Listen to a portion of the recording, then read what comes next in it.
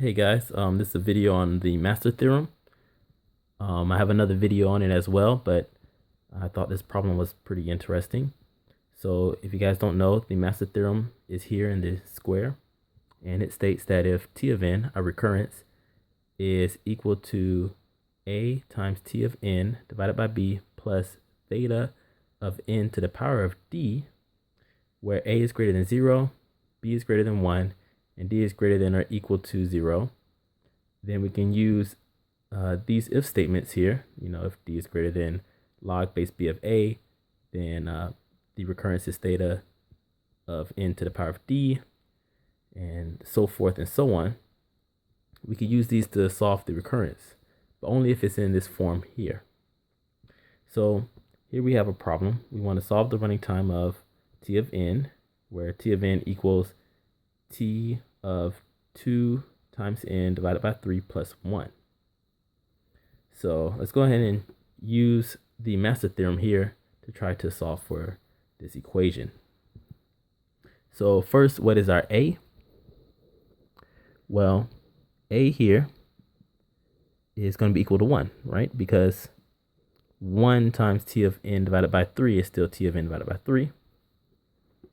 And I'm going to put a comma here. So b, that's going to be a little tricky. Some people would think b equals 3 because it's down here.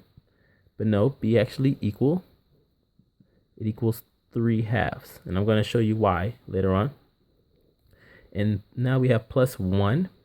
And here we have theta of n to the power of d. And although we have this theta here, what we can really do is we can get rid of this theta. And we can just use n to the power of d. Because theta n to the power of d states that is exactly equal to this function here. So we have a 1 here. So our d is going to be equal to 0. So how did I come up with these? I will show you now. So we have t of n is equal to 1 times t of n divided by 3 halves plus n to the power of 0. So you can see that this here, you can see our a's here. This is a, this is b, and that 0 there is our d. And this is equal to t of 2n divided by 3 plus 1. Okay, so I hope you see that. B here is going to be a little it could be a little confusing, but n divided by 3 halves is equal to 2 times n divided by 3. Okay, so we're going to wipe that here.